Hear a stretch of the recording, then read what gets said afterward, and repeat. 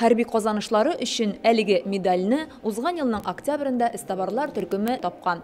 Аның иясен һәм туганнарын эзләү белән Балтика энтузиастлар клубы һәм Вымпел халыкара берләшмәсе әгъзалары шөгыльләнгән. Эзләгән табар ди, бүген медальне фронтовикның туганнарына кайтардылар. Менә ул дулкынландыргыч мизгел. Әтисенең хәрби бүләген улы Василий Дубровин аның кызы белән оныгы кабул итеп алды. Алар бабалары Иван Дубровинның сурәтен кадерләп саклый. Ул сугыш башлангач та фронтка китә. Бу медальгә Мәскәү янындагы бәрелешләрдә күрсәткән каһарманлыгы өчен лаек булган. Бу аның беренче хәрби бүләге. Тик 44нче елда Литва янындагы бәрелешләрдә медальне югалта һәм сугыштан кайткач та аның турында искә ала торган була.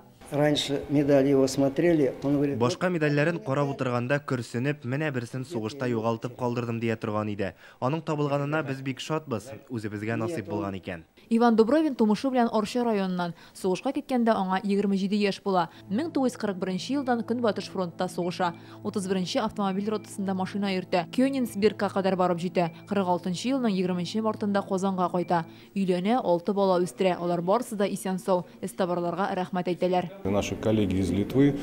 Экспедиция вакытында безнең Литвадагы хезмәттәшләребез шушы медальне табып ала. Аның номеры буенча солдатның Татарстан кешесе булуын ачыклыйлар. Ул 31-нче дивизия авторотасыннан старшина Дубровинныкы булып чыга. Безнең белән элемтәгә керделәр, туганнарын тиз таптык. Әлеге медальне Дубровиннар буыннан буынга мирас итеп калдырырга ниятли. Фронтовикның гаиләсе өчен әлеге медаль зур бүләк һәм Бөек Ватан сугышының сакланып калган бердән-бер истәлеге. Чөнки 90нчы елларда әтиләренең калган медальләре урланган. Бүген оныклары, балалары аның өчен зур горурлык хисләре кичерә.